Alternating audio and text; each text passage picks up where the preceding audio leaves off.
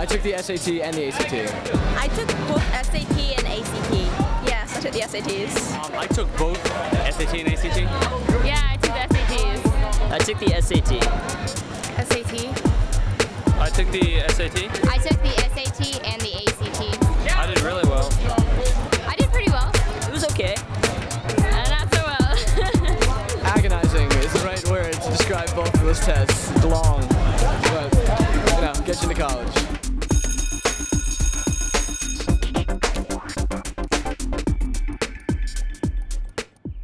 I'm a junior in high school, about to become a senior. And I spend a lot of time worrying about getting into college. I know the formula. It's your high school grade point average plus your ACT, SAT scores equals college admissions. Well, high school is hard enough. Don't even get me started. But I've got a problem with the way this whole ACT, SAT thing works. My problem is that we all want to get into the best college or university we can afford to attend, and most of us need scholarships to make this possible. But to get into the college of your dreams, like Harvard, or to be considered for scholarships, you need to do well on standardized tests. If you don't do well, forget about it. But it's not fair. How can 4 years of high school be the same as a one-day SAT test? How can this be the same as all?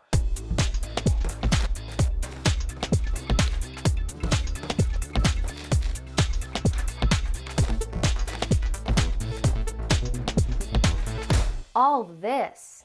I repeat, SAT, thousands of hours of grueling high school work.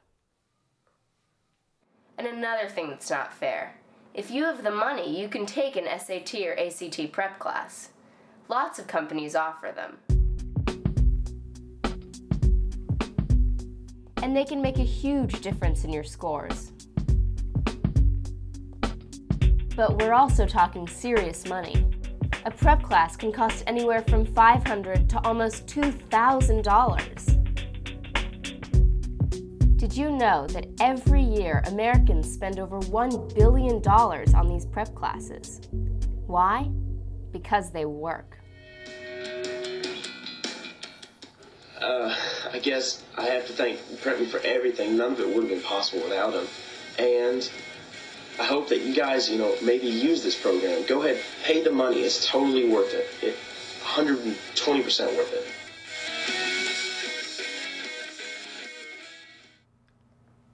My parents could afford to pay for SAT prep classes, and my scores jumped 300 points higher than my PSATs. But what if you don't have the money? Too bad. You're competing against kids who do. It's like playing basketball against kids on ladders. Easy dunk. Oh, this isn't fair. It's ridiculous. Not exactly fair. If you don't believe me, listen to Dr. Neal, a nationally known expert on standardized testing. Are the ACT and SAT tests fair to all test takers, or are some more likely to do better than others? There's a direct correlation between the size of a family's income and the height of the test score. The more your family earns, the higher your test score, and it's a perfect straight line from low income to high income. Racial minorities, African Americans, Latinos, and American Indians do definitely less well than do whites and Asians. Males do better than females. Students whose first language isn't English do less well because the tests are very language dependent. The math test is, not just the English test, and they're often pretty tricky language in English and overly complicated language. So not having English as your first language is definitely a drawback. Are prep classes effective at raising scores? We think that they are in fact effective. The SAT and ACT claim they're not, but they will sell you test prep materials. The major issue we have is that the people who seem to really benefit from all these test prep programs are those who go to expensive test prep programs. They have money. They can buy high quality test preparation, and they're likely to get the stronger gain. So this is one more benefit for the wealthy. They already have all their family background benefits. They already have the access to the better schools. On top of that, they can boost their scores by going to test prep programs. Dr. Neal's not the only one to discredit these standardized tests. Dr. Les Perelman, a professor at MIT, one of the top universities in the world, studied the SAT essays. He found a direct correlation between length and score, meaning the more you write, the better you'll score on the essay. How did you discover that there's a correlation between the length of your essay and your score? I was at a national writing convention in San Francisco in 2005, and the College Board was there passing out this booklet and claiming all sorts of wonderful things for the new exam. I looked in the training essays in the booklet and all of a sudden noticed almost immediately that the longer essays had higher scores and the shorter essays had lower scores. So I then did what anybody from MIT would do. I put it all in an Excel spreadsheet and discovered that just by counting the number of words you could arrive at the correct score. When writing an essay, do you get penalized for errors of fact? Not in the least. You can say that the War of 1812 occurred between 1905 and 1910, and the readers have been instructed specifically to ignore all errors of fact. So are you saying you can just make stuff up? Yes. You can make up quotations. You can make up facts. And all of that will be seen as good, specific supporting detail, whether or not it's true. Tell me about the people scoring the essay. Do they have ample time to read and evaluate each essay?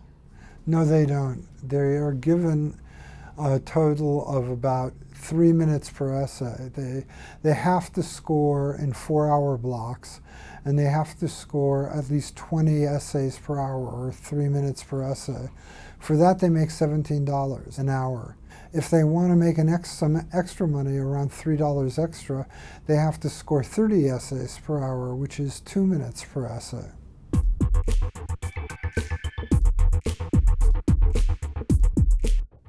So we have gender bias, racial bias, language bias, income bias, and score determined by the length of your essay. What? So what can you do? Take the test and hope for the best.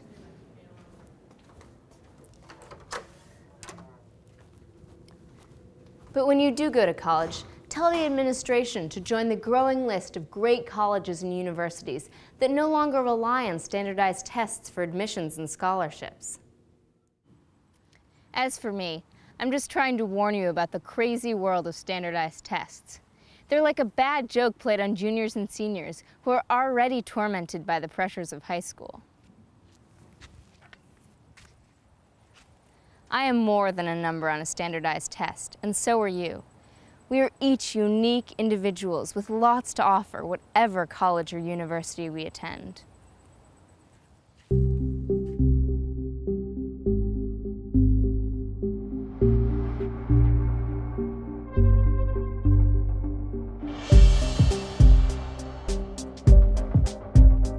I don't think they're fair just because there are people that do really well take the prep courses and some people just aren't good test takers. The only people who do really well in it are the people who pay for services like Kaplan and all that. And for people who don't have the money to do that, they just don't do really well in it. Like where I live, it became about everyone who had enough money to get a tutor did well, and the people who didn't do as well, and I didn't think that was fair.